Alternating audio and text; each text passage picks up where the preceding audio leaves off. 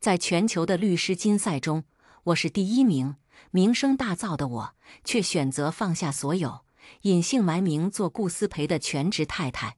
他是出了名的宠妻狂魔，我们的爱情羡煞旁人。在家打扫完卫生，闲着无聊，我开启了不露脸的纯聊天直播。听闻我是金牌律师，直播间人数冲上10万加，众人纷纷给我打赏，说要聘请我给他们的家长里短和鸡毛蒜皮打官司。榜一大哥更是怒刷100万斗币，只为让我出山惩治他的恶妻。他列举一桩桩一件件被恶妻欺压的事实，令人声泪俱下。我也忍不住动容，接下了这个案子。请说出你的诉求，我想让那个贱货净身出户，就这么简单，可以吗？听见他的声音，我一愣，这不就是我的老公顾思培的声音吗？不出意外，他口中的贱货应该是我。直播结束后，顾思培也回了家，一脸神清气爽的样子，像是完成了一件大事。看到纤尘不染的地板，顾思培一把从身后抱住了我，轻轻咬住了我的耳朵。我的老婆真是贤惠呢，亲昵的就像往常一样。如果不是账号上的100万的斗币余额，我甚至以为下午的直播是我幻想出来的。莫名的情绪涌上心头，我猛地推开了他。下一秒，顾思培委屈地撇着嘴：“是我有什么做得不好的吗？我改还不行吗？你看我今天还给你买了高奢项链呢。”看着他手上那个首饰盒，我心里更冷。这是我下午直播时候设置的福利福袋，抽中有奖，礼轻义重，都是些不入流的东西。他手里那个是我随便拼夕夕网购的，10块钱一条。我恍惚，他送给我的应该都是他随手买的地摊货或者是赠品，转手给我的时候就说是大品牌奢侈品。我从没怀疑过他，跟了他6年，也就带了6年的地摊货。可之前还是金牌律师的时候，我穿的都是高奢，也从不亏待自己。现在我深深怀疑，隐姓埋名当家庭主妇真的是对的吗？6年里，他每次节日红包都不落，发的都是大额红包，可每次都备注不是自愿赠与。他随口胡诌说这是闹着玩，可他不知道我金牌律师的身份，也不知道谁都没我懂法。这样备注的转账，只要离婚后都是可以追回的。看我默不作声，顾思培就要将项链帮我戴上去。我皱了下眉头，准备嫌恶的拒绝，可没等我先反应，他的手机突然闪烁了一下，看到备注，顾思培立马松开了我，随即心虚地瞄了我一眼后，快速打开双开应用，切换到微信小号。前几天我无意看到了他的微信，聊天框内全是不堪入目的聊天记录。哥，今天520号见呀。哥，我买了你最喜欢的镂空小内内哦。这个微信我从没见过。顾思培当时还慌张地说这是别人的号，借灯的。不知道刚才他看到了什么，紧接着他的手机就响了起来。他状似接通后，一脸好不意思地对我抱歉，吻了吻我的额头。老婆，刚才工作项目突然出现了问题，我得去解决，今晚不用等我了哦。说完就猴急地出去了。可是刚才我明显看到了手机屏幕显示的是闹钟的界面，真可笑，接了一个闹钟，一连好几天我都没有见到顾思培的身影，可他的报备消息却一条接一条，直到我曾经的同事给我发来了消息。作为出了名的宠妻狂魔，他们自然见过顾思培。姚雪，我今天在酒吧聚会，好像看到了你老公，左拥右抱的，不知道我有没有认错，顺带还给我发来了具体的定位。我眸色微凝，二话不说就打了个车前去，循着包厢。我走到了包厢门前，透过门缝，我看到何婉整个人趴在顾思培的身上，身体不停地扭动。五光十色的灯光，摇曳的酒杯，所有人都面色潮红。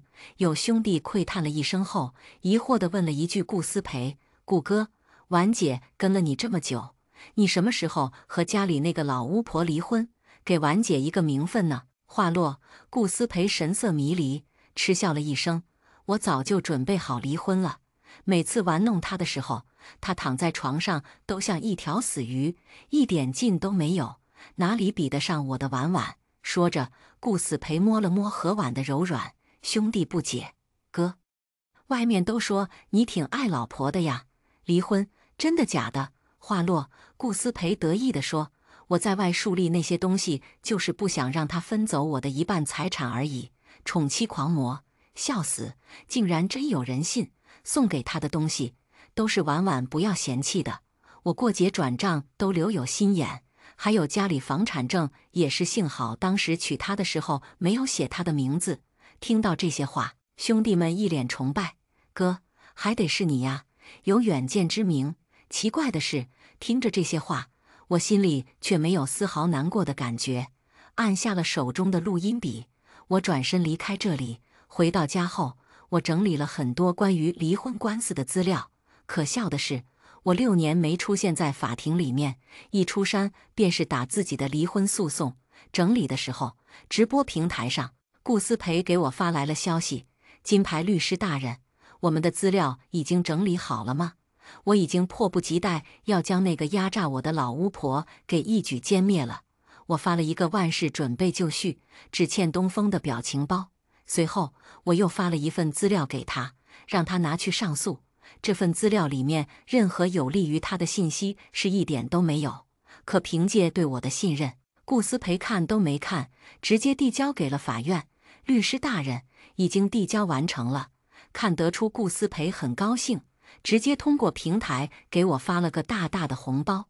不同于之前，这次备注的是自愿赠与，我没有客气，直接收了下去。10万，或许比顾思培6年来送给我的礼物总合起来还要多。看到我收下后，顾思培还马屁了一句：“金牌律师，我信你，我的幸福未来就靠你了。”或许是有十足的把握了，顾思培历经1个月后，终于回了家。不同的是，这次他直接装都不装了，无所畏惧地带了一个女人。看到我冷淡的反应，他皱了一下眉头：“你不介意，不想说些什么吗？”我疑惑反问他：“我应该说些什么吗？”听到我的话，顾思培哽住。可我不把他们当回事，他们却直接将我欺负到了头上。何婉像是来了无数次这里一样，大辣辣地走到了我的主卧，对着顾思培撒娇：“我认床，我要睡这里。”或许是还没完全撕破脸皮，顾思培还专门给我解释了一下：“这是我的秘书，这个床榻比较软，人家年轻身体比较软，睡不得硬的，你就让给他吧。”我没有拒绝，毕竟或许这是他们最后一次住在这里了，让一次他们也可以。等到了晚上的时候，也难为顾思培又给我解释了。婉婉最怕打雷了，天气预报说待会电闪雷鸣，我今晚得陪着他一起睡。我耸了耸肩膀，表示无所谓。可是顾思培却狐疑地看着我：“你怎么都不吃醋的，老婆？这不是你的性格。”随后突然想到了什么，恍惚惊疑了一声，以退为进，祈求我留下。爱的深沉，意识到什么后，又怜惜地摸了摸我的头。可是老婆，有些东西强求不得，不适合的总要散。说完，他就转身走进了主卧。门关上之前，我还听到了顾思培和何婉的对话。我刚才已经给他打过预防针了，他聪明点的话，应该能明白我的意思。希望到时候离婚的时候，他不要太爱我，导致纠缠着我不放。听着这些话，我冷冷地嗤笑了一声。当晚没有什么所谓的电闪雷鸣，可我却还是遭了殃。这里的隔音效果并不是很好，我睡的客房就紧挨着主卧，旁边床板山摇地动，还有放浪的叫声都传到了我这里。整整1个晚上，我都没有睡好。隔天醒来，我顶着黑眼圈，还被何婉给误会。他可怜地看向我：“横刀夺爱的话，就是你这种下场，所以你要吃足教训。当然，没有谁离不开谁的，到时候你自己一个人的话，也要想开点。”今天的顾思培格外的殷勤，煮了一大桌的早餐。这还是6年里我第一次看到他下厨。与我不同的是，他准备了一对公筷。看到我的有眼神，他有点不好意思。婉婉有洁癖，说了没多久后，就亲手用自己刚吃过的筷子夹了一块肠粉，亲手喂给何婉。何婉一脸惊喜：“思培，没想到你还记得我爱吃鲜虾肠粉，满桌子都是我爱吃的呢。”顾思培听后满脸笑意，可我却没多大胃口。满桌子是何婉喜欢的，却都是我讨厌的。吃完早餐后，顾思培纠结了一下，最后将手里的快递递给了我，斟酌地开了口：“这是离婚诉讼的法律文书，我替你签收了。这是我主动上诉的，情深缘浅，我和你之间也到此为止了，你也不必强求什么，苦苦哀求我。”他说了一大堆，就是怕我赖上他，可是我却轻飘飘回了一句：“哦。”听到我的话，他的声音戛然而止，随后深深叹息了一句：“你也别装作坚强，想哭就哭出来吧。”而一旁的何婉也开了口：“姚雪，需不需要我为你找个好一点的律师啊？虽然比不上思培重金挖来的金牌律师，但是还是可以让你输的没这么难看的。不用，这场官司我必赢。”我扔下筷子，扭头就走，而顾思培却不装了，在后面笑了声：“那个金牌可是业界第一的，拿过全球律师金奖的，你找谁来救场都不可能赢。嘴硬什么呢？”接下来的几天里，我和顾思培他们虽然在同一个屋檐下，可是彼此之间都没有交谈。直到离婚诉讼来临的那天，我起了个大早，拿出了我尘封珍藏的律师服穿了上去。而顾思培见到后，不屑地说了一句：“还挺像那么回事，你也就只有这样才能安慰自己了。”何婉也去旁听了。开庭前，顾思培看着我身旁没人，嘀咕了句：“真是自信过头了，竟然真的不找律师。”我却挑了挑眉：“你的律师呢？”顾思培高傲抬起头：“在路上了。”可时间过去了10几分钟，连法官都在催促了。可顾思培的律师还没有来，他终于慌了，在直播平台发了好多消息给所谓的金牌律师，可都石沉大海，没人回他。在开庭前1分钟，他终于忍不住打电话给了律师，可下一秒，我的手机铃声却响了起来。顾思培意识到什么后，惊恐地看向我这边，我开心地滑动接听键，在他面前晃了晃我的手机：“我是这场官司的被告，也是这场官司的唯一律师。”猛然间，顾思培站了起来，整个人都在颤抖，脸色发白，手指颤颤巍巍地指着我：“李瑶雪，你耍我！”我挑了挑眉：“我没耍你呀，不是你说要我出庭的吗？我这不是如约来了吗？”话落，顾思培气得直接往我这里冲，面目狰狞。可这时候，法官手里的法锤重重锤了下：“肃静！离婚诉讼正式开庭。”这严肃的一声唤回了顾思培的理智，而一旁的何婉也牙恨恨地看着我。这时候，顾思培才意识到什么，立马将之间的诉讼材料翻找了出来，看着上面的一字一句，眼角猩红，隐隐有崩溃的模样，里面全部都是有利于我的。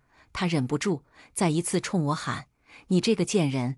可我无关痛痒般，还装作可怜模样，勉强挤出了几滴眼泪。法官，这就是平时原告对待我的模样。他对我随意打骂，在他的家暴下，我整个人都有些精神恍惚了。我这是当庭取证，我还欣喜顾思培这样给我多加了证据。一旁的何婉着急地喊住了顾思培：“思培，别被这个女人给激怒了，她这是故意的，你镇静下来，别再被她牵着鼻子走了。”何婉关键时候拉回了顾思培的理智，顾思培终于安定了下来，表面风平浪静，可是他颤抖的身体和不安搅动的手指出卖了他。法官再一次喊了声肃静，现当事人陈述诉讼请求和理由。原告先主张先举证，顾思培没有任何律师在身边协助，自己又什么都不懂，嘴唇白的没有一丝血色，说话也是磕磕绊绊的。因为他出轨了，而且一点都不爱我，只会吃和睡觉，家里的卫生都打扫不干净，孩子也不愿意给我生，语句都组织不好。听到他的内容，我都想笑。6年了，我干了6年的家务活，起早贪黑，驴都没我能干。而他干了些什么？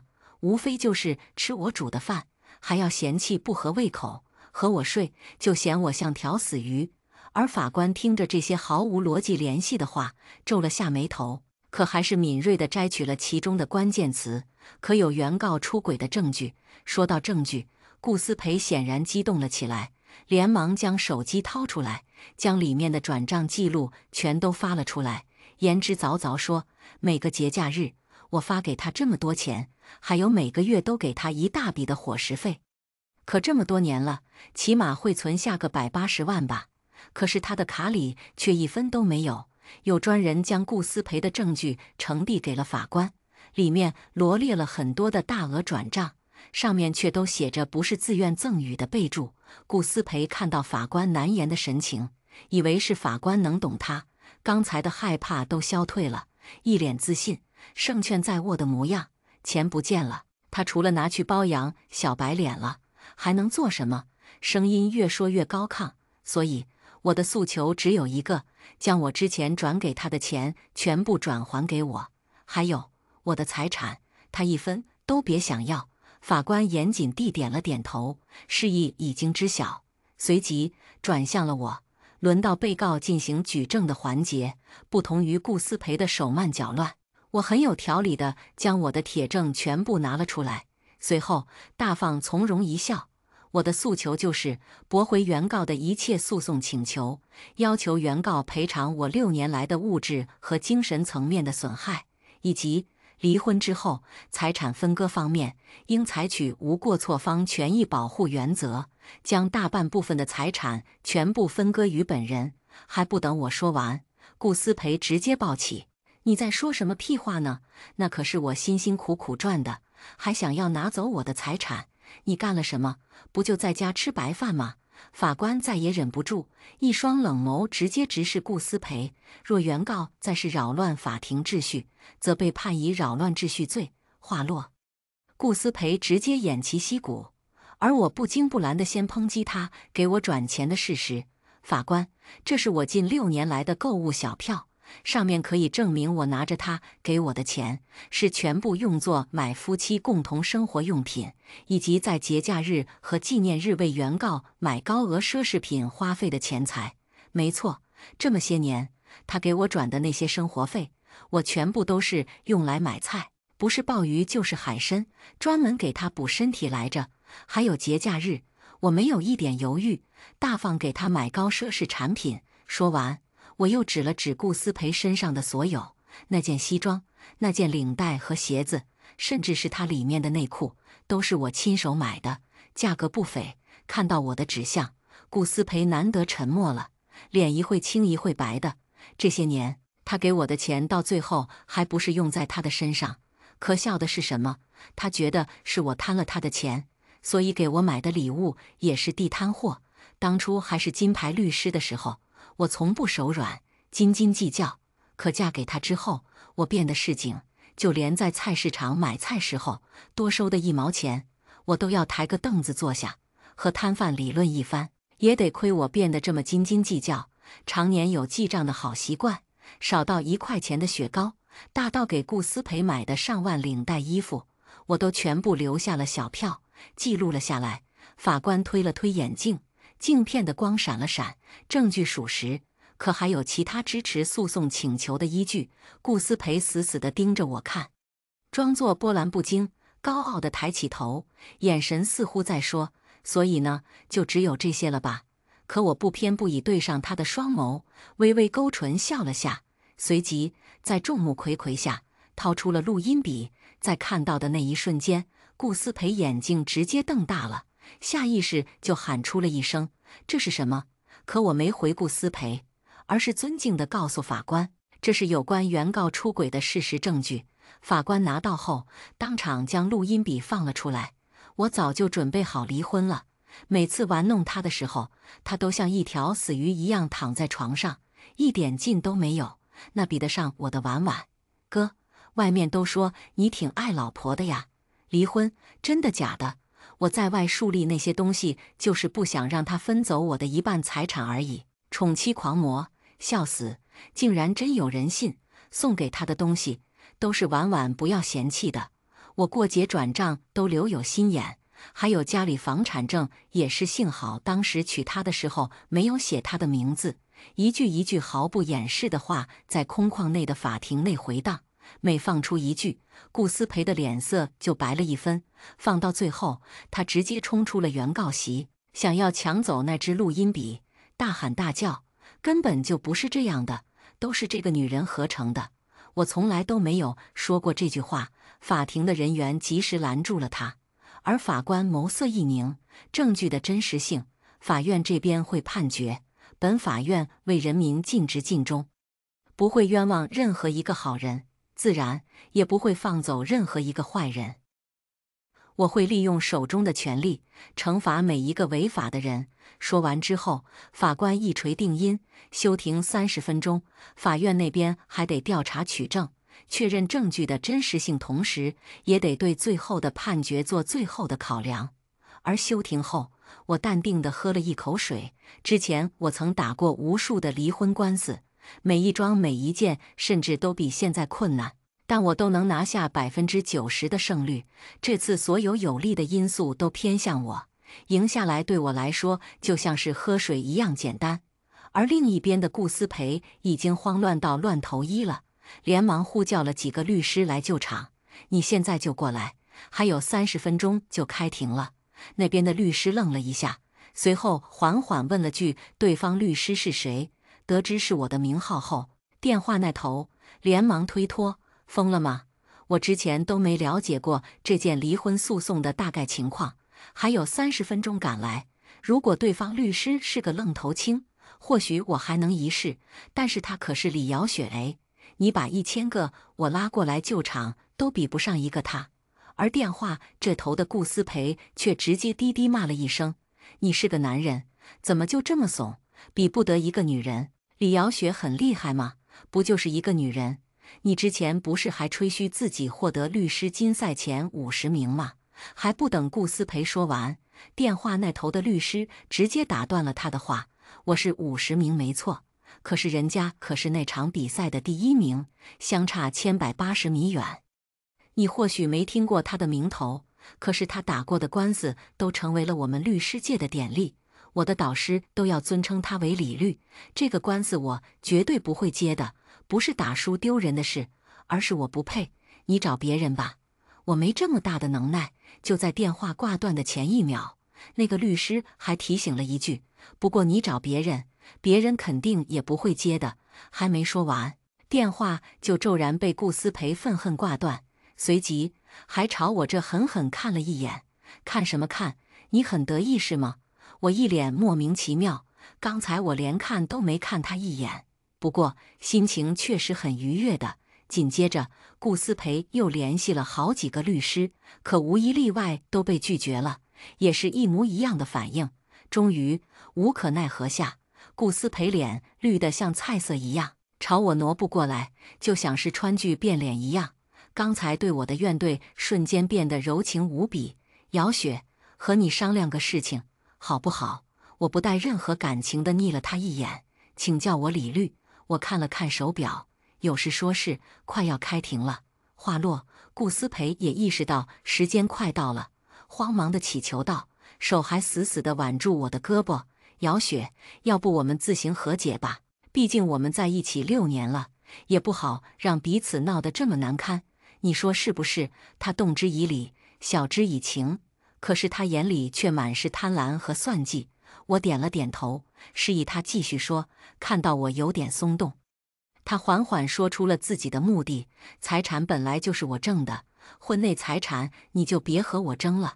当然，我也会补偿你，我之前转账给你的钱和红包，你都可以不用还给我。”看着他一副大方的模样，我忍不住嗤笑了一声。所以说，一开始他的意思是想连转账的钱和红包都要让我还给他，现在知道自己胜率渺茫，大度将转账的那些钱都还给我了。他惨笑下，我问了句：“想要调解？”他狠狠点头，我却笑得开怀，说着最狠的话：“想屁吃！”诉讼胜利后，我拿到手的远不止这么点，真当我傻呀？话落，顾思培柔情的假面全部撕碎了，叫嚣着：“李瑶雪，你不要敬酒不吃吃罚酒。面对他的愤怒，我却淡淡的提醒了一句：时间到了，开庭了。说完，无视他，我一脸轻松地走进了法庭。顾思培在席位上坐立不安，在法官宣判前，突然心急地说道：法官，只要你判我赢，我能给你好多好多钱。法官凝眸提醒了下，贿赂法官处5年以上10年以下的有期徒刑的。你确定吗？瞬间，顾思培闭上了嘴。而接下来，法官终于宣布了这场离婚官司的最终结果。根据无过错方权益保护原则，如果一方存在重婚、与他人同居、实施家庭暴力、虐待、遗弃家庭成员等过错行为，无过错方在财产分割时可以适当多分。所以，原告李瑶雪应得婚前财产2/3，而被告顾思培因涉嫌出轨且证据确凿，则获得婚前财产1/3，且在法庭上多次扰乱秩序或扰乱法庭秩序罪，罚款5万元整，一锤定音。我向法官微微鞠躬。6年后的第一场官司，为自己而战，毫无悬念，获得圆满的胜利。我潇潇洒洒地走出法院，而身后的顾思培目眦欲裂，直接崩溃了，趴在地上，握紧拳头，狠狠地捶着地上。我的家产，我的钱财，全部都没了，没了！拳头不一会就红肿了，看着都疼。一旁的何婉看到后，心疼地过去拉起顾思培：思培，你别这样，我会心疼的。即使我们没有钱了，可是我们还可以一起赚啊！我也会一直陪在你的身边，不管是贫穷或是富贵。可还没等他说完，顾思培却猩红着眼睛，一把就将何婉给甩开了。都怪你，如果不是你的话，我也不会这么倒霉，还赚钱。你一个女人能赚什么钱？你这些年身上穿的用的哪一个不是刷我的卡？说的这么轻松，一起赚，你下辈子下下辈子都赚不到。经过刚才那么一甩，何婉直接重重摔落在了地上，额头破了个角，鼓鼓的流着血。可还没来得及感受疼痛，便听到顾思培的话宛如一把锐利的刀，狠狠插在他的心脏上。他不可置信地看着顾思培：思培，你在说什么呢？你从来都不舍得让我受一点伤害的。可顾思培现在却没有任何的怜惜之意，疯癫地嘲笑了嗤笑了一声，真以为自己穿金戴银几天就是真千金了，其实根本就掩盖不了你曾经是个酒吧放荡女的身份。话落，何婉愣住了，才发现顾思培是个这种人。我唏嘘地看着这一幕，我其实也比何婉好不了多少，也不过是前段时间才发现了顾思培的真面目。我向路边摇了摇手，让一辆出租车停了下来，正准备上车的时候，顾思培像是想起来了什么，立马冲上前来，拦住了我：还我钱！我一脸莫名其妙地看着他，法官不是已经将财产划分得一清二楚了吗？我没欠你什么吧？我在平台上转给你的钱用出去了，就不算是婚前财产了，还给我？你是个骗子！听到他的话，我却笑了笑，我有什么好骗你的？我是金牌律师，是全球律师竞赛的第1名也没错呀。可顾思培却一个劲地向我伸手，语气很冲：你就是骗我了，还钱就对了。拿了我这么多东西，连这点钱也吃，小心撑死！我眸色冷了下来。当初你也在上面备注了是自愿赠与，要回去的话也没法了。如果你真有异议，可以继续和我打官司，我随时奉陪。顾思培还想拦，我却没给他这个机会，将出租门狠狠一拍上，留给顾思培的只有长长的车尾气。过了几天后，我的卡上就收到了该判给我的那笔钱，以及离婚证，住了6年的家也判给了我。我直接将门锁给换了，让顾思培进都进不来。现在的我脱下了围裙，远离了油烟，穿上了律师服，听得别人尊敬，叫我一声律师大人，帮助了一个又一个和我一样的妇女，狠踹渣男，拿下了大部分婚前财产以及孩子的抚养权。听到当事人对我连连鞠躬和感激的道歉，我心里也是一暖。这段时间跑官司联系当事人很忙，但是特别充实。可事事也不是这么顺心的，就譬如是顾思培竟然拉下面子联系了我，给我发来了好多消息。老婆，看到这个字眼，我拿着手机的手都颤抖了一下。我想你了，当初是我鬼迷心窍，所以才被何婉那种不入流的货色给迷惑了，从而忽视了眼前这么优秀的你。我真的错了，回来好不好？不用猜想，我都知道他心里在打什么小算盘。我慢悠悠地回了他：结婚？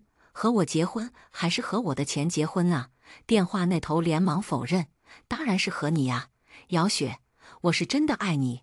我冷嗤了一声：可拉倒吧你，顾思培，你装的不嫌恶心，我都想吐。听到我毫不留情的讥讽，顾思培也隐隐有些不耐，却还是微笑着劝我：一个女人没了男人的依靠，终究还是没什么用的。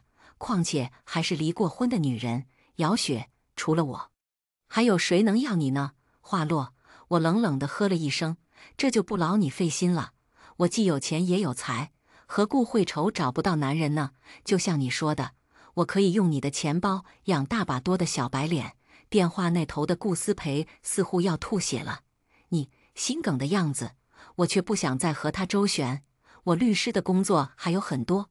我收敛了一切情绪，冷冷地说：电话就挂了。还是那句话，有什么意义在法庭找我？我随时奉陪。除此之外，不要再烦我。我和你之间已经没有了任何关系了。挂断电话后，我就直接拉黑了。勿扰哈！在电话挂断的前一秒，那边的顾思培咬牙切齿：李瑶雪，这是你逼我的。听到这些话，我没有任何的感觉。毕竟我在法庭上将那些渣男批判的渣都不剩，人家输的裤衩都没了，在法庭上差点要揍我，嘴里还不是叫嚣着说出来之后要将我给收拾一顿，让我知道做人低调。可结果呢？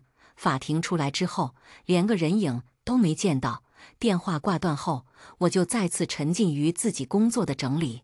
可没过了几天后，我手机就收到了一条消息，是最近在网上向我咨询过离婚官司的人。前几天我已经大致了解了他的诉求和激发离婚的婚内主要矛盾，现在他就是发消息来说，约我在咖啡厅见，将手头的一些对方婚内出轨的证据交给我。从事律师这么多年以来，我的原则只有一条，只接手无过错和弱势的那一方。之前带我的导师说我心善，说做律师这一行最怕就是感性、心软，这样很容易会栽跟头的。可尽管他这么告诫，我还是一如既往做对得起良心、对得起他人的事。网上听那当事人叙述婚内被家暴的一些细节，我深感震撼，心中更是急迫的想要帮他。所以得知消息后，我很快就收拾好东西，立马前往。可刚打开门，我就看到了眼前的何婉。我皱了一下眉头：你来做什么？语气算不上好，对一个曾经害过我的人，我还做不到摆起笑脸。可是何婉的神色很慌张，连忙握紧我的手：我是来帮你的。我挑了挑眉头，听着他继续说下去：你最近网上向你咨询离婚诉讼的人其实是顾思培，他今晚约你出去，是骗你的，目的就是为了将你迷晕，然后拍下你的裸照，威胁你交出他的财产。我心中波澜，可外表却一点都不显，只是很疑惑地问他：为什么你要帮我？听到我的话，何婉刚才着急的神情立马变得很辣起来，因为顾思培那个渣男竟然敢抛弃我，明明我对他付出了这么多真心。还没等他说完，我就直接打断了他：你觉得他有错，难道你就没错了吗？你以为你是真爱，可是你作为小三，插足别人的婚姻，如果被出轨对象不是我，而是一个人弱势妇女，她可能会想不开自杀，比你现在的遭遇还惨上千百倍吧。话落，何婉有些无地自容，流下了好多悔恨的泪水。对不起，是我的错，全都是我的错。如果你想要我做什么事弥补我的过错，我都接受，但只求你能让顾思培这个人渣受到该有的惩罚。我眸色微敛，不用他说，我也会制裁顾思培，让他余生都后悔这辈子遇见了我。行了，你走吧，我也要去赴约了。说完，我就提着包要走，可何婉却一脸懵地看着我的背影。我不是已经告诉你了吗？为什么你还要赴约？你不怕？听到他的话，我扭头，自信一笑，放心，我自有我的办法。我如约到达了那个咖啡店，可还没进咖啡店，正要打开店门的时候，却突然冲出来一个陌生男人，手里还拿着一条抹布，直直朝我嘴鼻上盖了上去，上面有迷药。下一秒，我直接晕了过去。等到再次醒来的时候，我发现自己已经身处在一个陌生又黑沉沉的房间里，身上被捆满了麻绳。我曾试图解开，可挣扎过后还是没用。而恰好这时候，顾思培从浴室里面出了来，上半身赤条条，只要下半身裹着一条浴巾。看到我醒来，颇有些得意。李瑶雪，别挣扎了，你是解不开的。叫你这么嚣张，现在终于栽在了我的手上了吧？待会我就让你知道，即使你再怎么能耐，被我压在身下，也只会是个小女人，向我求饶。过了这天，你也只得屈服我。我冷静地巡视着周围的环境，5个摄像头全方位拍摄，周围还有一些情趣的玩具。我脸色冷然，警告了声：“顾思培，如果你真的这么干了，真的会后悔的。”可是顾思培完全没听进去，反而是大声笑了好几声，哈哈哈哈！别嘴硬了，我不可能会后悔的。说完，他就迫不及待欺身而上，将我压在身上，手不安分地乱动。可就在他的手即将碰到我的时候，房间的门直接被撞开了。下一秒，所有摄影灯打在顾思培那张惊愕的脸，光和摄像头拍下了他的所有，包括他那小的可怜的小兄弟。反应过来后，顾思培连忙整理好衣服，愤怒的眼睛似乎下一秒都可以喷火了，死死盯着我。李瑶雪，你设局害我！面对他的慌乱，我却慢悠悠地从床上站起来，理了理自己毫发无损的衣服。如果不是你想害我的话，我也没有机会找到机会下手。这时候，摄影师全部冲了上去，对着顾思培无能狂怒的样子拍了好几个特写。作为律师，我的人际关系网还是挺广的，主要得益于我用法律帮了很多身陷囹圄的女孩，而如今他们却自愿帮我找出了顾思培开的房号和具体地址，也帮我联系了很多知名记者，记录下这一刻。顾先生，前段时间一朝身家消失过半，如今又诱骗年轻女孩硬上弓，如果得不到谅解书，就要面临牢狱之书，即将进去踩缝纫机的话，你现在有什么感受？经过记者的提醒，顾思培也不愤怒了，直接朝我跪了下来。要说大男子能屈能伸，我还是挺佩服顾思培的。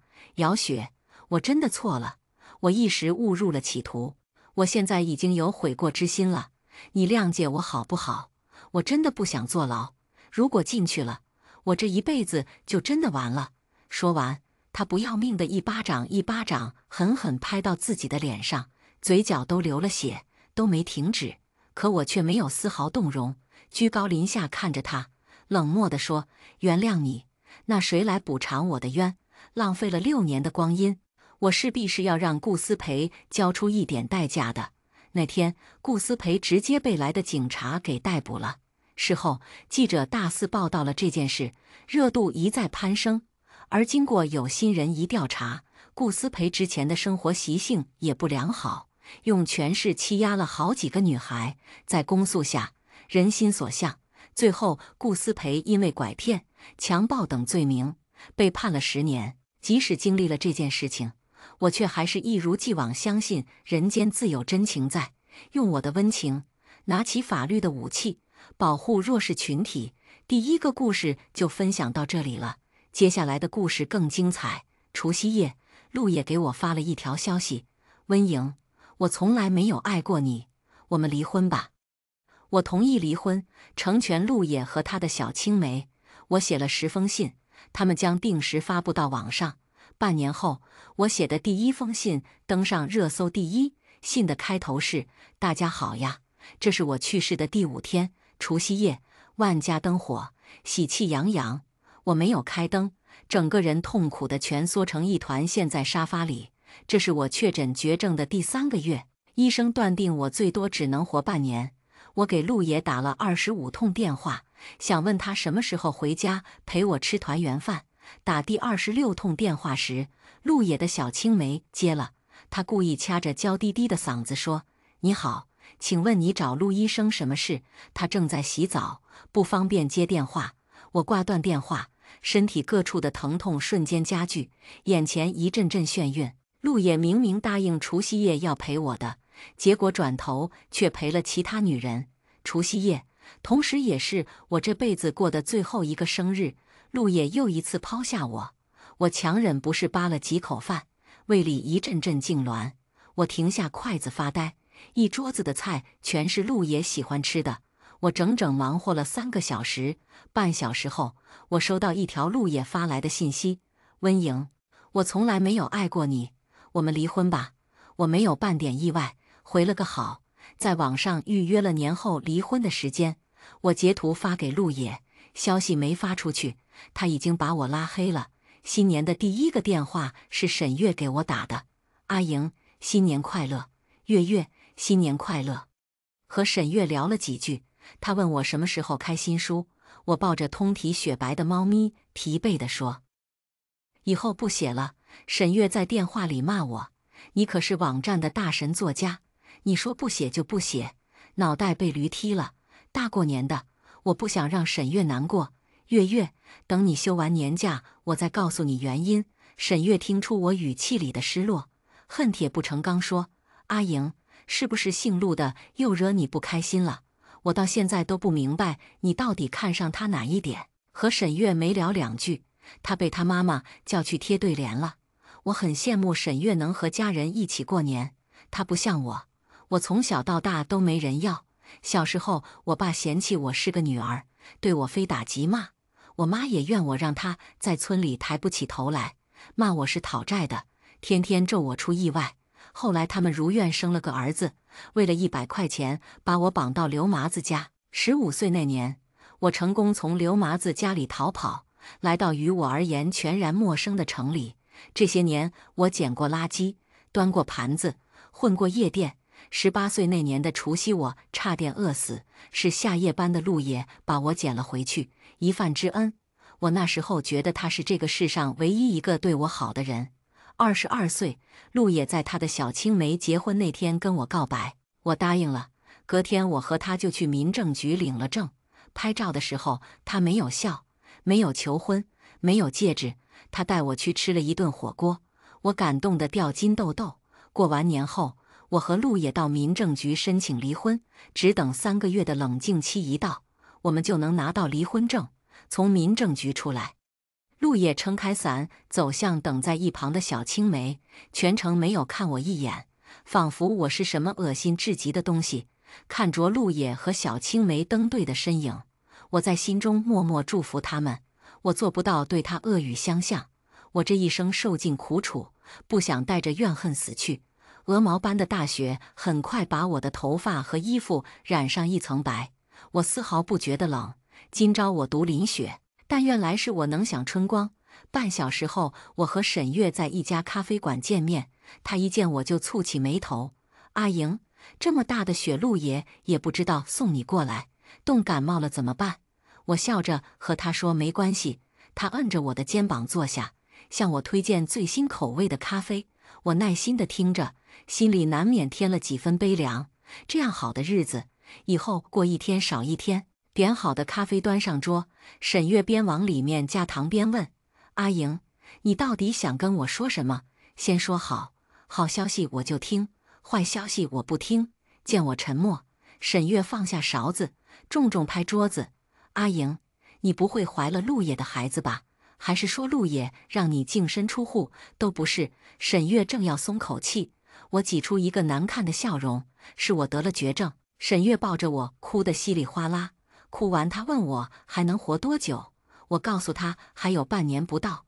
在我的安慰下，沈月渐渐平复了情绪：“阿莹，我知道你了无牵挂，但是读者们天天都在催你开新书，你要不要提前跟大家告别？”“不了，我只是个扑街作家，等我死后，他们很快就会把我忘了。沈月是我的狂热书粉，天天在后台私信我。得知我和他在一个城市后，他约我见面，一来二去的，他成了我唯一的朋友。见沈月神情低落，我的脑海里突然冒出一个点子：月月，我给大家写10封信怎么样？沈月又红了眼圈。阿莹，为什么上天要对你这么残忍？明明一切都在往好的方向发展。是啊，在沈月看来，如今的我事业有成，3个月后又能顺利离婚，人生必将幸福。只是幸福如此短暂，如昙花一般，怎么都让人抓不住。而我的人生好像生来便缺圆满。即便如此，我仍是很感恩来到这个世界。第1封信，我在信纸上写下：大家好呀，这是我去世的第1天。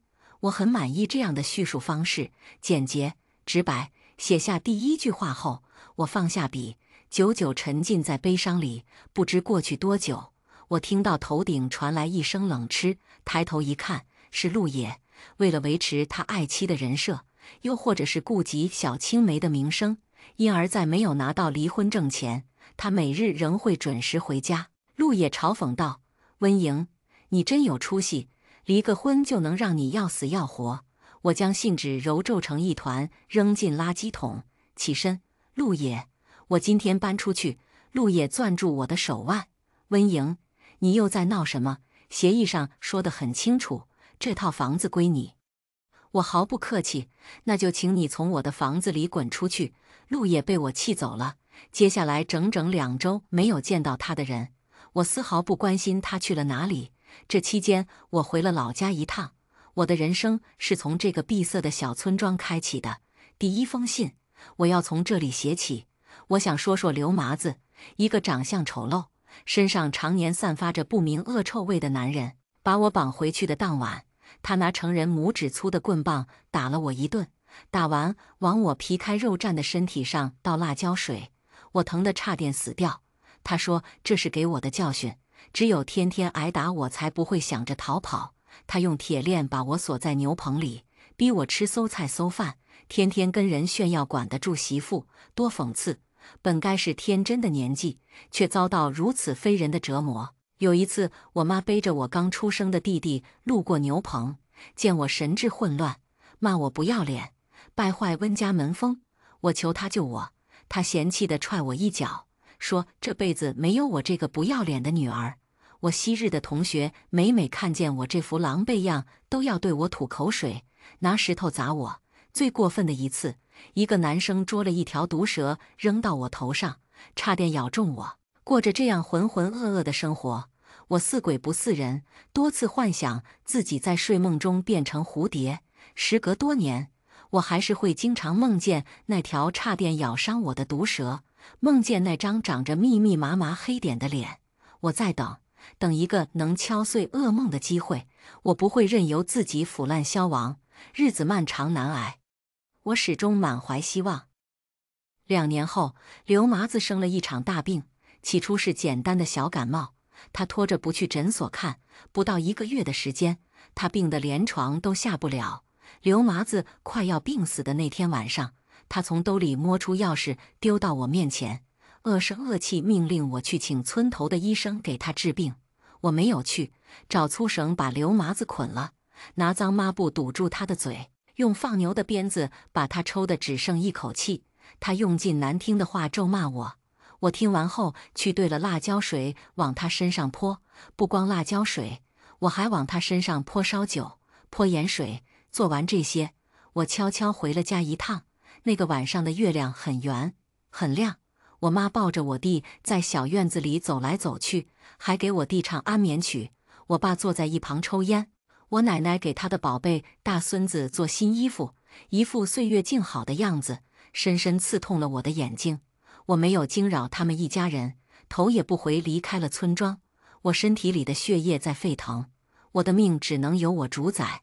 我翻过一座又一座的山，野兽和荆棘没有杀死我。那天晚上的我，强大到坚不可摧，却又可怜到一无所有。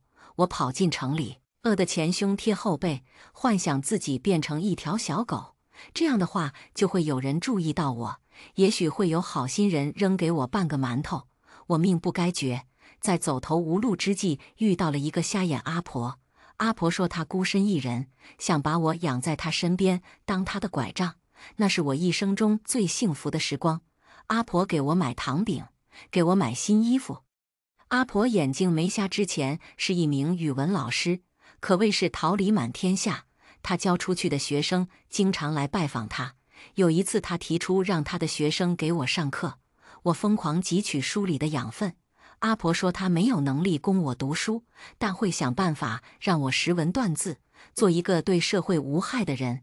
2年后，阿婆离世，她的一双儿女回来争房产，把我撵了出去。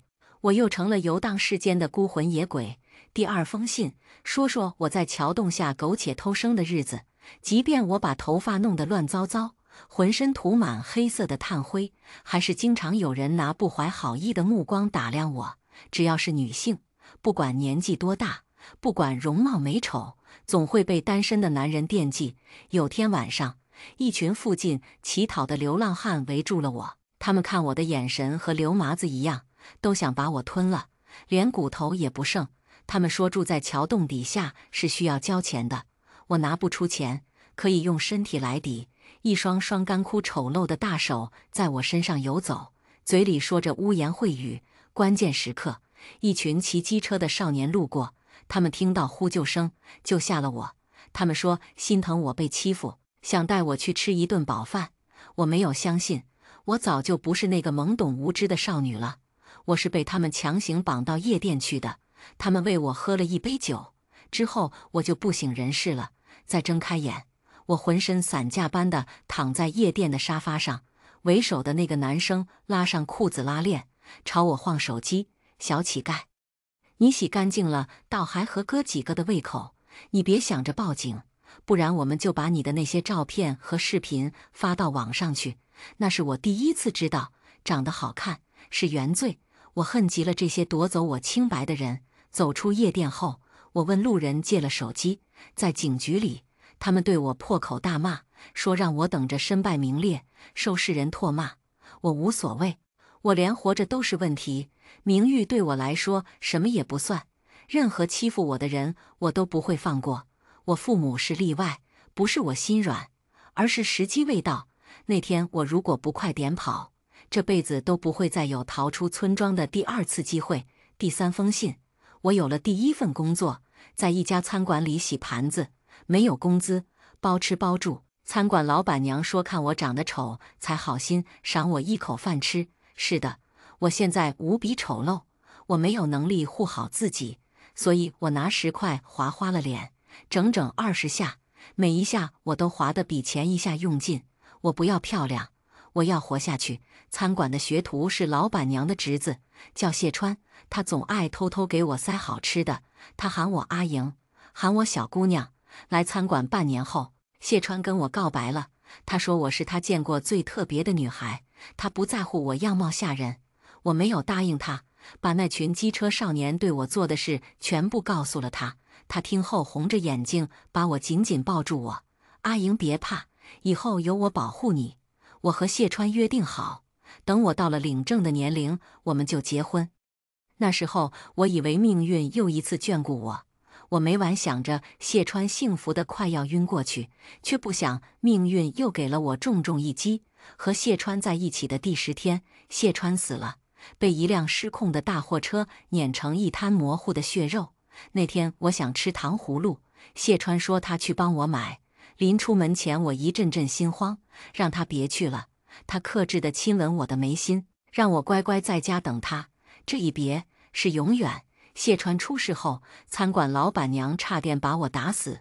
她说我是狐狸精转世，哪怕面容丑陋，还是勾得谢川喜欢我。我失去了谢川，也丢了半条命。我着手写第4封信时，冬天已经过去，窗外绿意盎然，眼睛所见均是欣欣向荣。我接到陆爷打来的电话，他让我下午去民政局一趟，领完离婚证出来。我伸手触摸春日的阳光，身体仍旧冷得发抖。陆爷见我裹得严严实实，嫌恶地说：“温莹，离开我你越来越不在乎形象了。我真心实意朝他笑。是啊，比不上你的小青梅。陆野转身离开，突然一阵狂风吹来，掀飞了我胡乱固定的假发，假发被吹到陆野的脚下，他顿住脚步，2秒后弯腰捡起。我顶着光头走向他，谢谢。陆野拿着那顶假发，眼中错愕与愤怒交织。温莹，你把头发剃光了，跟你没有关系。我从他手里抢过假发，潇洒地说：“去陪你的小青梅吧，姐要去男模店了。”陆野脸色阴沉。温莹，离婚了你也能过得很好，少作践自己。我嬉皮笑脸问他，说起来我挺好奇一件事，陆医生多少钱一晚上？好自为之。陆野说完，走向他的小青梅，他们十指相扣，登对又幸福。回家后，我接着写信。近来我的身体越来越差，每日都要睡上12个小时以上，我怕再不写就来不及了。我答应过沈月，会写完10封信，定时发布到网上。被赶出餐馆后，对面网吧的老板看我可怜，让我去他那里当网管。我对电脑知识一窍不通，老板每天都会花3个小时教我。我学得比当初跟着阿婆的学生学习知识还要认真。老板夸我好学、勤劳。正是在网吧的那段日子，我接触到了网络文学，那是一个对我来说全然陌生和新鲜的世界。我很快沉溺其中，无法自拔。发工资后，我去买了个便宜的2手机，告诉老板我想写小说。老板没有打击我的信心，鼓励我勇敢迈出第一步。也许文学真的是苦难的温床。我写的第1本小说在网站小火了一把，第1个月发的稿费比我半年的工资还要高。老板的女儿知道了，让我教她写。一开始是教，后来她直接让我代写。我知道这是不对的，多次拒绝她。不知道老板的女儿是怎么说的。老板开始对我没有好脸色，他说我是白眼狼，要不是他，我这辈子都别想有出头的日子。半年不到，他诬陷我偷钱，转走我的所有稿费。我的手机被他女儿摔碎，比我大1岁的女生居高临下看我。温莹，你就是指人人喊打的臭老鼠，滚回你的下水道！我警告你，你要是敢把事情闹大，我和我爸不会放过你。我没有报警的机会，网吧老板打断了我一条腿，连夜把我卖到偏远的山村。第5封信，写我又一次被折断翅膀，摔落尘泥，从前的阴影变成了双份。我整宿梦见2条阴冷的蛇，在暗无天日的地方待久了，我的4肢一天天变瘦，腰身却相反。总有人问我喜欢吃酸还是喜欢吃辣，我都不喜欢，我喜欢甜。我的命比黄连还苦，不受我主宰。可偏偏我是个难以驯服的，翅膀没了没关系，只要有一丁点希望，我都不会放弃。10个月后，我进了医院，经历了3天2夜的疼痛后，我听到了一声嘹亮的啼哭。医生把他抱来给我看，说一堆恭喜我的话。我别过脸，厌恶达到了极点。寒冬腊月，零下10几度，因为交不起住院费，我被丢在医院自生自灭。此后数日，啼哭声在我耳边回荡不停，时刻提醒我是个无情之人。于我而言，那个身体里流淌着我一半血液的孩子不是我的延续，我不必对他心软，无需自我愧疚。我没有失责，我要爱我自己。被医院赶出来那天是除夕，我走到街上时，满身被雪染白。我抬头仰望落雪，眼眶微微发热。我好久没有呼吸过新鲜空气了。我是不死鸟，没有任何苦难能把我打倒，除非到最后一刻我才会认输。负责我的小护士追出来，泪眼汪汪塞给我一件羽绒服。她轻轻抱了抱我，哽咽道：“阿莹，你一定要平平安安，长命百岁。”借她吉言，盼我以后自由自在，健康无虞。我对他说了几句祝福的话，劝他快回去，别陪着我挨冻。他还想给我钱，我拒绝了。他帮我已经够多，我做不到心安理得接受他更多的善意。大雪纷飞，阖家团圆，唯有我饥肠辘辘，没有归处。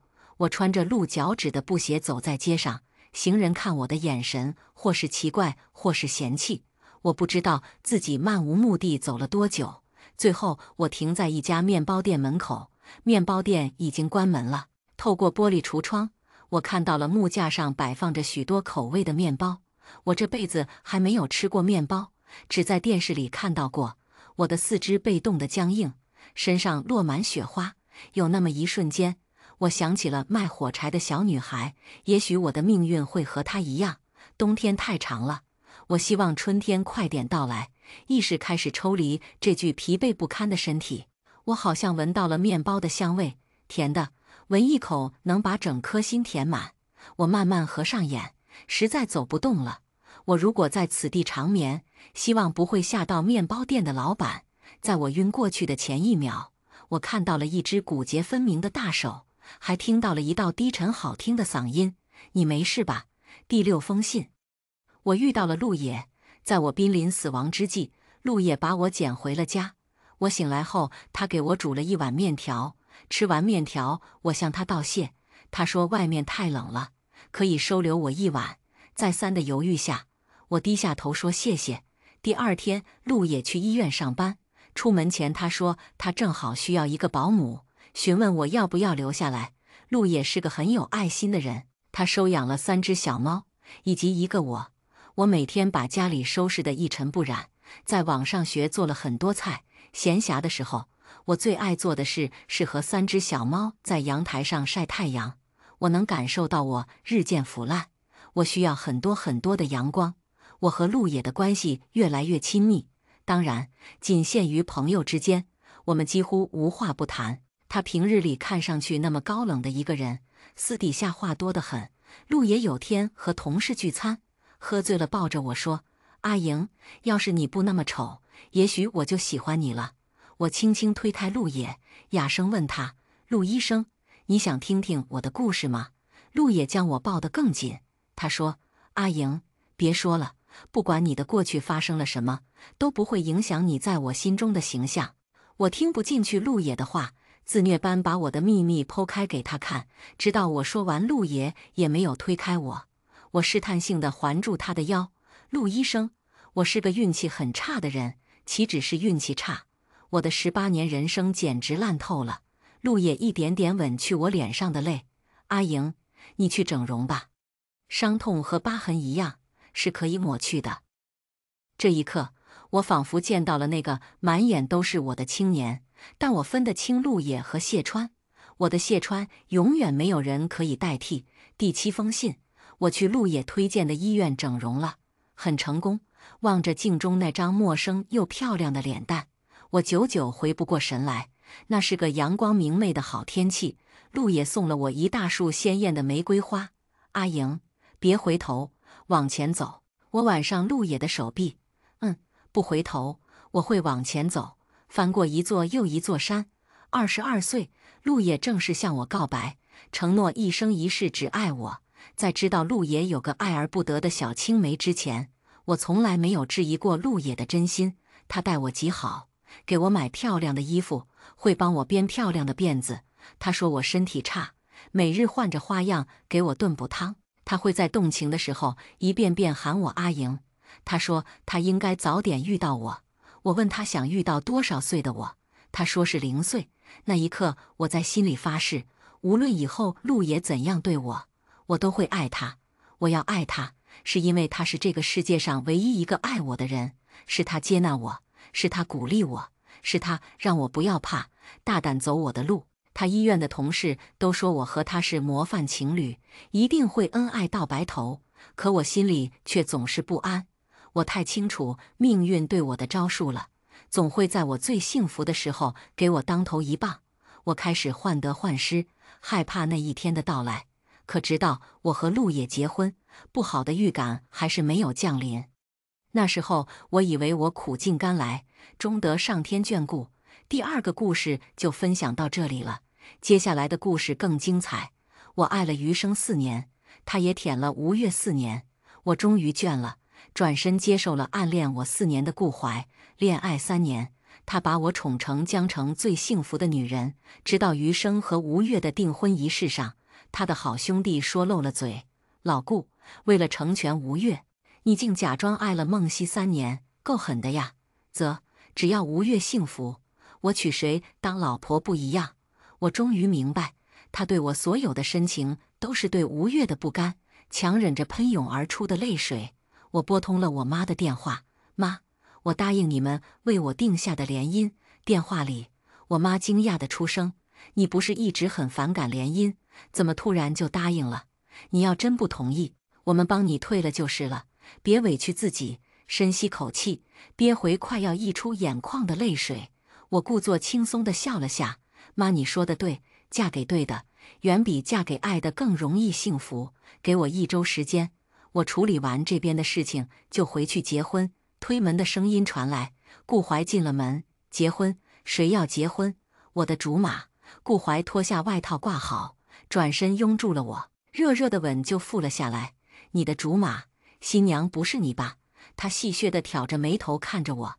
是的，顾怀，就是我。我勉强起提嘴角笑了下，别过了脸，推开了他。别，我今天身体不舒服，遵命老婆大人。反正我们也要结婚了，不差这一次。顾怀捏了下我的下巴，转身去了书房。我苦笑出声：不会了，顾怀，我们永远不可能结婚了。手机嗡的一声，进来个新消息提示。我点开手机看了一眼，是吴越发了个朋友圈，跟未婚夫吵架了。好空虚，好寂寞，来个备胎来陪我。顾怀马上从书房走了出来，他着急地拎起外套就往外走。突然来了救援任务，我现在就得去。没等我应一声，顾怀就风风火火地跑了出去，像是真的要救火。看着他连门都忘记关的慌乱背影，我的心一阵揪痛。他深爱吴越7年，却连当他舔狗的资格都没捞到。吴越给了他备胎1号的名号，他都兴奋了很久。我起身默默关上门，强忍良久的泪水终于汹涌而出，将口袋里为他准备好的恋爱3周年纪念日礼物扔进了垃圾桶。顾怀，既然你不爱我，我也不会爱你了。半小时后，我看到吴越又发了条朋友圈，一个朋友圈，他就放下一切来陪我。不愧是备胎1号，配图是一个男人像忠犬一样跪伏在他的脚下为他捶腿的照片。男人手上戴的那块劳力士还是不久前我给他买的。我一声冷笑，放下手机，开始收拾东西。既然决定离开，我不想在这栋房子里留下任何我的痕迹。卧室、客厅、书房，到处都挂满了我们恋爱3年来拍下的照片。我把它们一个个摘下来，全扔进一个废弃的铁桶，拿到露台上一张张点燃。每一张照片都承载着我们在一起的点点滴滴。直到现在，我才意识到，这些照片里的背景我似乎都在吴越的朋友圈里看到过。好想去泰山看日出哇！我一定能登顶。第2天，顾怀带我去爬了泰山看日出，听说牛瘪火锅很上山，嘿嘿，想试一下。当晚顾怀就带我去吃了我讨厌的牛瘪火锅。当时我完全没意识到，为什么他会突然有那么多奇葩的要求。现在明白了，原来一切都是吴越想要实现的愿望。他没有资格满足吴越，却只把我当成了吴越的替身。热热的泪水滴在燃烧的照片上，刺啦的一声，把我从思绪中拉了回来。我已经没有耐心再回忆照片上的每一个场景，一股脑的把它们全都点燃了。可嗨嗨，你在搞什么？弄得乌烟瘴气的。顾怀突然走了过来，皱着眉头看向我。我们拍的那些照片，你怎么都收起来了？不是收起来了，喏，这些就是。我全都烧了。顾怀表情猛地一滞，一脸不敢置信地看着我。你疯了？那可是我们整整3年的美好记忆。说着，他试图把脚踩进铁桶去踏灭那些正烧着的照片，可旺盛的火苗却瞬间就把他昂贵的西裤烧了几个大洞。他这才不甘心地瞪着我，似是要我给出一个合理的解释。我平静地看了他一眼，注意到他衬衣领口一枚鲜红的口红印，什么也没说，默默地回了房间。不大会儿，顾怀洗完澡进了房间，他从背后拿出一个精致的礼物盒子递了过来。今天是我们的恋爱3周年纪念日，没陪你过，生气了。队里有紧急救援任务，我也没办法。但我可没忘记哦，礼物都准备了。见我不为所动，他主动打开盒子，拿出一条价值不菲的祖母绿项链，还要贴心地替我戴上。我却注意到那条项链昨天还在吴越的朋友圈里看到过，备胎1号送的项链，不喜欢，扔了吧。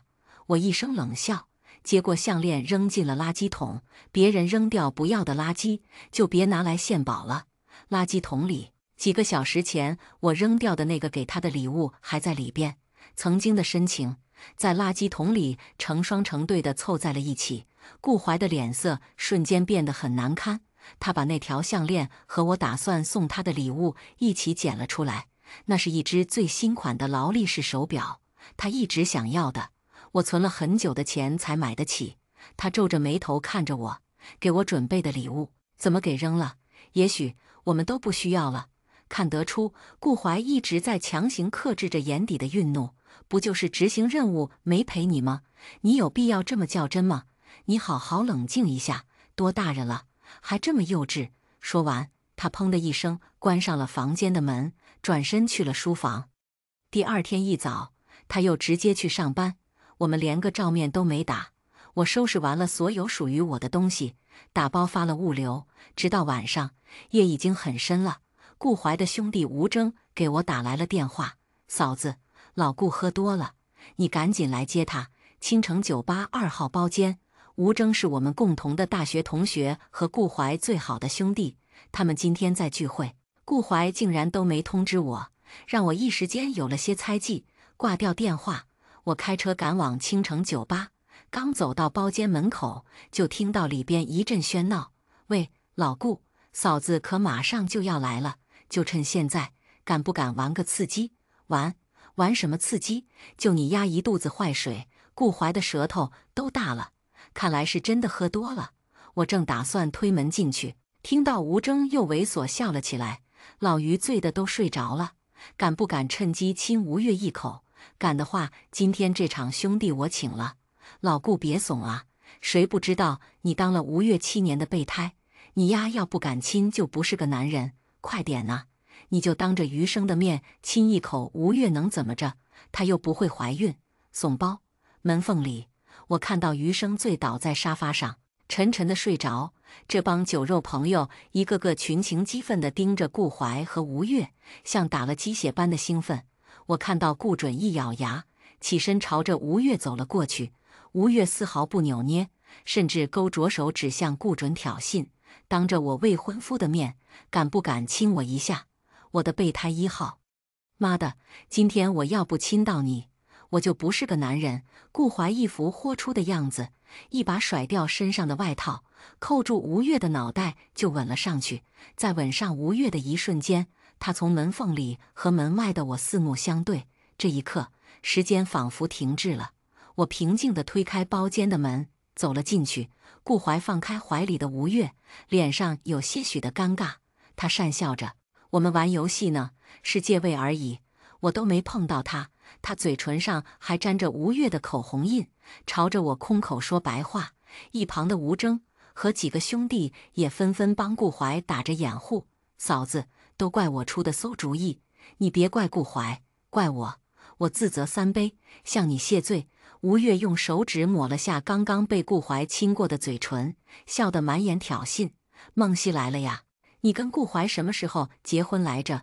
顾怀冷着脸看了我一眼，转头冲着吴越笑着：“没有的事。”说着，顾怀护着我坐到了一旁，眼神却从未离开过吴越。下一刻，吴越端起一杯扎啤，仰脖就要灌下去。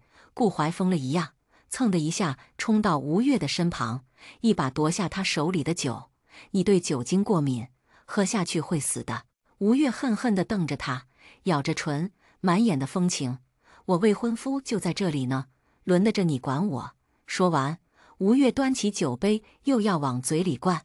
顾怀真的急了，夺过酒杯，自己一气儿灌了下去。下一秒，顾怀咔咔一阵剧烈的咳嗽，哇的一声喷出一口血雾。这下把包间里所有人都惊呆了。吴征咒骂出声：“我靠老顾你不是吧？为了帮吴越挡酒都喷血了，要不要送你去医院？不碍事，死不了。顾怀用力抹了下嘴唇，满眼灼热地看着吴越，在伤害自己。我拿我的命跟你换。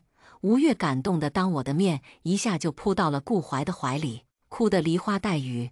呜呜呜，你对我好又有什么用？我跟余生马上就要结婚了。有用的，你现在就可以跟他退婚，我娶你。顾怀激动得双眼血红，连嘴角的血都顾不上擦。我实在看不下去了，起身走到外边去吹风。这个包间在酒吧的2楼，有个小门通到外边的露台。站在露台上，我看着街上的灯红酒绿，一时间觉得有些恍惚。我正愣神眼，一个人影突然猛地从酒吧里冲了出来，朝着我就撞了过来。梦溪，你这个贱人，我的备胎凭什么对你那么好？我吓了一跳，下意识地往旁边躲了一下。吴越尖叫着就朝着楼下摔了下去。听到动静的顾怀第一时间冲了过来，当看到吴越躺在地上生死未知时，冲我一声咆哮：“梦溪，你这个杀人凶手，我饶不了你！”顾不得找我算账，他又冲下楼去救吴越，直到吴越在医院里醒来，我都还没反应过来怎么回事，顾怀却一巴掌朝我扇了过来：“是你害吴越摔断了双腿，你必须赔他！”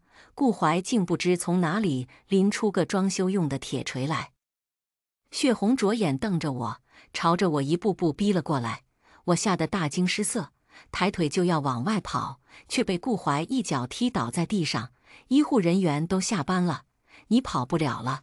手起锤落，顾怀生生砸断了我的双腿，之后当我的面一把握住吴越的手：“月月，你看，我把他的腿也砸断了，你别难过了。”顾怀，你又何必？吴越勾头看了我一眼，故作同情的眼底深处闪过一丝得意。顾怀又冷着脸看向我：“一码归一码，你放心，就算你残废了，我也会娶你，养你一辈子。”我的心在气血，断腿的剧痛让我几乎要晕死过去。顾怀这才抱着我去了急诊。再次醒来，我被打断的双腿已经打上了石膏，病房里空无一人，一个轮椅就摆在床边，却没有顾怀的身影。隐约听到隔壁有打电话的声音，我坐上轮椅挪到门口，看到顾怀正站在吴越的病房门口，支着耳朵在听什么。吴越恨恨的声音从病房虚掩的门缝里传了出来：“妈的，我可真是太倒霉了！本来想把梦溪那个贱人推下楼的，没想到她竟躲开了，害老娘摔进绿化带，弄了一身的泥。呵，我能有什么事啊？说摔断了双腿，是我骗顾怀那个傻逼的。你猜怎么着？丫竟直接就为我砸断了梦溪的双腿！哈哈哈，太他妈狠了！”我眼睁睁地看着顾怀的脸色瞬间就黑了。吴越得意的声音还在继续：“哎，你是没看到在酒吧的时候，顾怀那个备胎为了帮我挡酒，喝酒喝到吐血都不顾。啧，我真是不敢相信，一个备胎竟能为我做到这种地步。你说我是不是应该赏赐他点什么？得了吧，那怎么可能？我肯定还得嫁余生啊！顾怀算个什么东西？他连我的狗都算不上。”我看到顾怀的双拳握得嘎巴作响，胸口剧烈的起伏着，犹如一头愤怒至极的雄狮，下一秒就要吃人了。这时，我约好来接我的人来了，他们迅速抬起我的轮椅，把我放在了车子，直奔机场。在去机场的路上，我还在心里忐忑地揣测着，知道真相的顾怀到底会怎么做。我爱了顾怀7年，他也爱了吴越7年。当他终于明白自己在吴越的眼里不过是个玩物，会不会一怒之下再砸断吴越的2条双腿？甩了甩脑袋，我强迫自己不去想这些，毕竟这些都跟我没关系了。在登上飞机的那一刻，顾怀的电话疯狂地打了进来，我看了一眼，漠然地按下了关机键。3个小时后，飞机在京北机场准时降落。我没有直接回家，而是在机场附近找了家酒店入住。原本是跟家里人说1周后回来的，我提前回来，且双腿骨折。如果父母看到我这个样子，一定会直接杀到花城，砸断顾怀的双腿。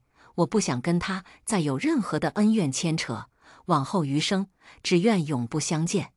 好在我的双腿做了胫骨髓内钉固定，医生说不到1周就可以下地走路了。我小心些，家里人应该看不出什么，在酒店里安顿好。我开了机，3个小时内，手机上竟有100多个未接来电，还有99加的微信未读消息，全都是顾怀的。还没来得及点开消息看一眼，顾怀的电话再次打了进来。深吸口气，我接通了电话。对不起，梦溪，我错了，一切都是吴越那个贱人搞的鬼，我都知道了。说话呀，你到底去了哪里？为什么家里所有属于你的东西都不见了？梦溪，求你说句话，你回来，我当你的面砸断我自己的双腿，跟你赔罪好不好？顾怀的语气里满是焦灼、愧疚和痛苦，我的心却早已经麻木。不用了，顾怀，我们结束了。不，你不能这样，梦溪。我知道过看这些年，我的心思一直在吴越的身上犹豫不定，但我现在真的看清了一切。我爱你呀，求你回来好不好？我们马上要结婚了。我不想再多说一句话，直接挂断了电话。他再打过来，我拉黑了他，眼角2行冰冷的泪水不觉间流了下来。7年的深爱，为了这个男人，我所有的美好时刻都给了他，可他却把自己最美好的7年给了吴越。说起来还真是讽刺，在酒店里待了5天，我已经能下地走路了，便打车回了家。一进门，我妈一把就把我拉到了怀里。我的乖女儿，可算是从那潮湿闷热的鬼地方回来了，以后咱再也不回去了。我妈一直都讨厌南方的天气，作为典型北方人的我也一样。当初如果不是因为顾怀，我打死也不会去南方跟他一起读大学。我爸走过来拍了拍我的肩膀，回来就好。对了，刚你进门前，顾怀还给我打了个电话，问你是不是回家了，说你把他拉黑了，你们吵架了。哦，是，拌了几句嘴，我随口敷衍了下。好在我爸也没多问，没想到顾怀的电话却再次打到了我爸手机上。我刚要开口阻止，我爸已经接了起来。是，他刚到家，对，是要回来参加婚礼。小溪没跟你说吗？你放心，他没事。挂掉电话，我爸看了我一眼，你也真是的，回家结婚这么大的事，怎么也不跟顾怀说一声？好歹他像个哥哥一样，也照顾了你那么多年，也难怪他跟你吵架。我在心里一声苦笑，何止结婚这么大的事，我没跟他说。他从跟我恋爱到要跟我结婚，都让我瞒着家里的，各种缘由我不用猜都知道，无非是给自己一个反悔的余地罢了。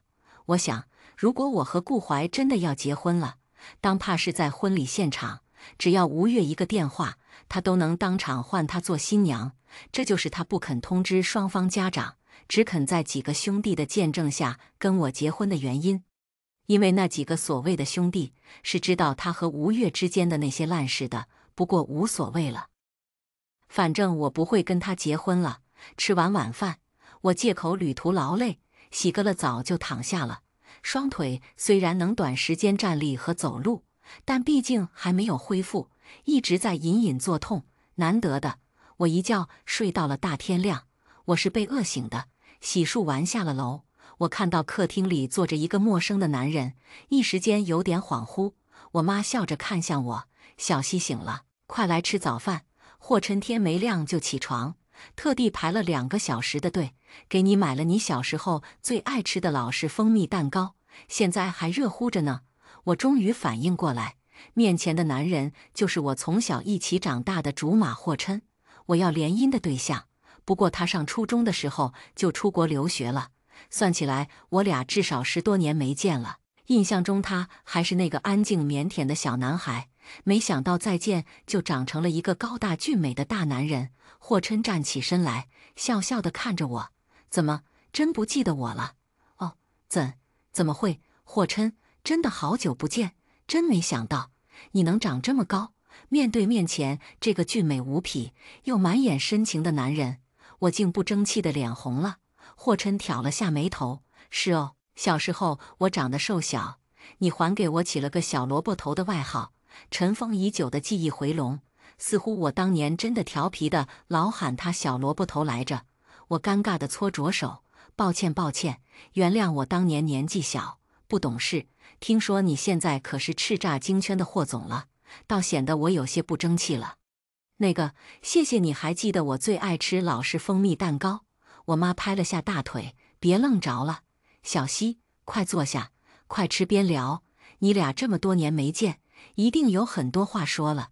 吃完饭，我妈还贴心的让我带霍琛回房间聊天。上楼的时候，我受伤的腿用力不均，狠狠地抽痛了一下。霍琛看到后，直接一把把我打横抱了起来，关切地询问着我：“怎么了？这是腿受伤了？”“没，前几天爬山来着，累着了，还没缓过来。”我随口扯了个谎。霍琛温柔地把我放在了床上，目光灼灼地看着我：“多年不见，你长大了，也变漂亮了，是我想象中的新娘的模样。”“哦，那你的意思是说我小时候长得丑了？”我故意瞪了霍琛一眼。霍琛认真地解释着：“当然不是，小时候嘛，你古灵精怪的，也很可爱，就是爱。怎么说，我现在是个大男人了，跟小时候的审美不一样了。你现在前凸后翘，不能这么说，身材曼妙。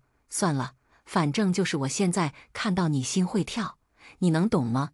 看着霍琛急得脸红脖子粗的样子，我终于忍不住扑哧一声笑了出来。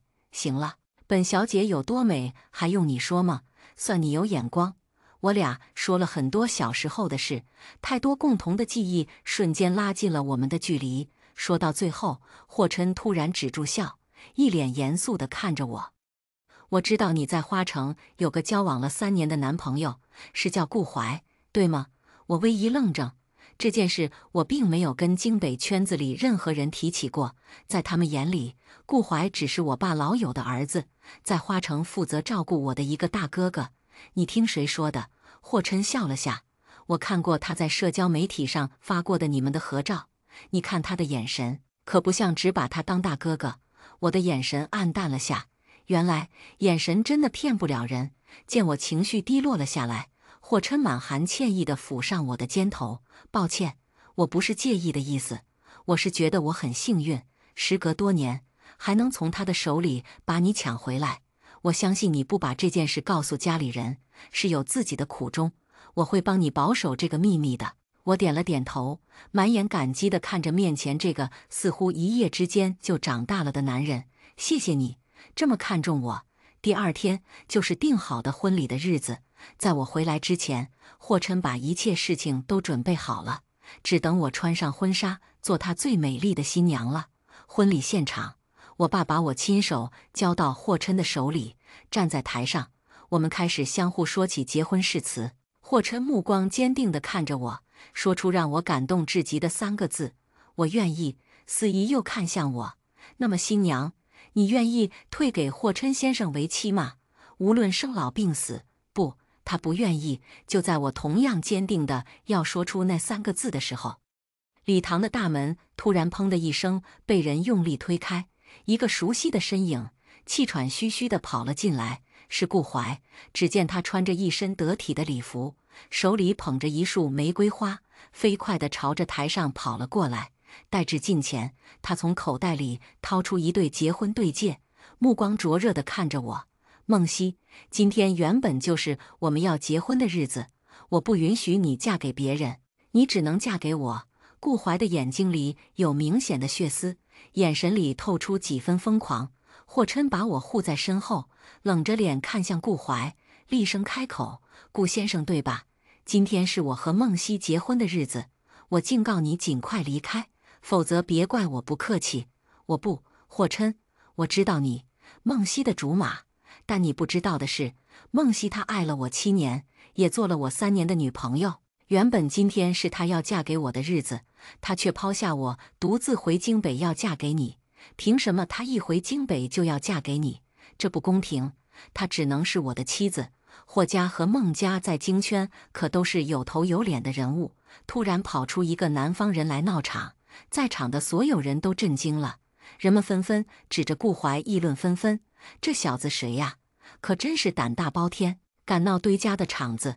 这是当霍琛是只病猫了。听说是孟总在南方一个好兄弟的儿子，没想到孟熙在南方7年，竟是因为他。看样子这小子挺爱孟熙的呀，但孟熙似乎不爱他了，这缠着也没意思啊。我咬了咬牙，从霍琛的身后站了出来，冷着脸看着顾怀。顾怀，你够了！我都跟你说了，我们已经结束了，你再闹又有什么意义？不，孟熙，我们说好了要结婚的，你不能这么言而无信，你必须嫁给我。我满眼讽刺地看着他，言而无信。顾怀，你不觉得这话说出来有些搞笑吗？是谁跟我在一起时信誓旦旦地说今生只爱我一人的？那你跟吴越这么多年纠纠缠缠，又算什么呢？我提醒你别再自我感动了。如果你真的曾爱过我，放过我，才是对我最大的尊重。顾怀被我说的脸上有了几分惭愧，但他依然不甘心地说着：“我知道过去这几年我做得不够好。但我现在真的知道错了，我已经放弃吴越了。以后我会一心一意地跟你在一起，求你不要放弃我，好吗？顾怀，一切都晚了，我已经不爱你了，你走吧。”顾怀突然疯了一样，抓住我的手臂就要强行带走我。不，你跟我走，你是我的妻子，我绝不允许你嫁给别人。慢着，顾怀，当我的面抢我的妻子，你把我霍琛当什么人了？砰的一声闷响，就见霍琛突然飞起一脚，狠狠踢在了顾怀的胸口上。顾怀像个破布麻袋一样，被霍琛这一脚踢得高高跃起，重重摔落到地上。顾怀哇的一声，张嘴就吐出了一口鲜血，挣扎了良久，顾怀才站起身来，看向霍琛的眼神已经有了浓浓的恐惧。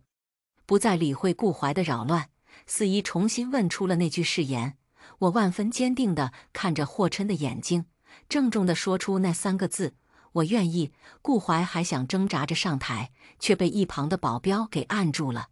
在给我戴戒指的时候，霍琛激动得手都在颤抖，戴了半天都没戴上。我笑着从他手里接了过来，帮我们一起戴了上去。霍琛和我深深地吻在了一起。孟熙，我小时候就梦想的新娘，终于娶到你了。热吻过后，我看向被按在地上面如死灰的顾怀，他突然抱着头放声痛哭出声，砰的一声，又是一声闷响。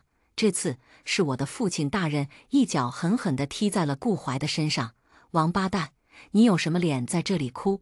当年我把小溪托付给你，是让你像哥哥一样照顾她的，是谁允许你染指我的宝贝女儿，还辜负了她的？赶紧给我滚！回去给你老爹带个话，3天内他要不亲自登门跟我道歉，我就没他这个兄弟。还有你，永远别再让我看到你，否则见你一次我打一次。我爸是个中年型男，对外的形象一向都是温文尔雅的，可见今天知道顾怀瞒着他负了我有多生气。顾怀这下真的被踢怕了，跪在我爸面前瑟瑟发抖，冲我爸连连磕头：“孟叔叔对不起，我是个混蛋，我不是人，你打我，你打死我吧，没有孟熙，我也不想活了。你以为我真的不敢打死你？”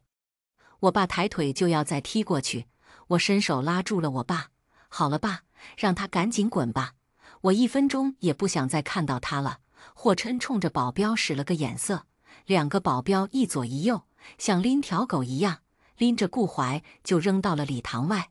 接下来宴席开始了，我和霍琛手挽着手开始向宾客敬酒，人们纷纷称赞我俩才是郎才女貌，天生一对，夸得霍琛美的都冒泡了。我却注意到顾怀像条死狗一样，竟一直瘫在垃圾桶跟前没动。我皱了下眉头，附在霍琛的身边：“他不是死了吧？”霍琛撇了下嘴：“刚才我让保镖看了，死倒没死，坐那发呆呢，也不知道在想些什么。”我没再关注顾怀，直到婚礼结束，我和霍琛要回婚房，我才发现顾怀不知道什么时候离开了。再次得到消息，已经是1个月之后了。听说顾怀回到花城后，不仅亲手砸断了吴越的双腿双手，还把自己双手双腿也砸断了。直到被关进监狱的那一刻，他还疯了似的哭嚎着，说他后悔了，后悔辜负了我。他已经做了能做的一切，向我赎罪。吴越的双手双腿断了之后，过了整整1年的时间才恢复了基本的功能，但也仅仅是只能走路了，手却连重物和筷子都拿不了了，形同虚设。但原本他是个武者，却被顾怀毁掉了一生。好在顾怀也受到了应有的惩罚，不过这些也和我无关了。往后余生，是属于我和霍琛的幸福。今天的故事就分享到这里了。如果您喜欢这个视频，请为我点个赞和订阅。如果您有任何建议，都可以在评论区留言告诉我。我们下期视频再见。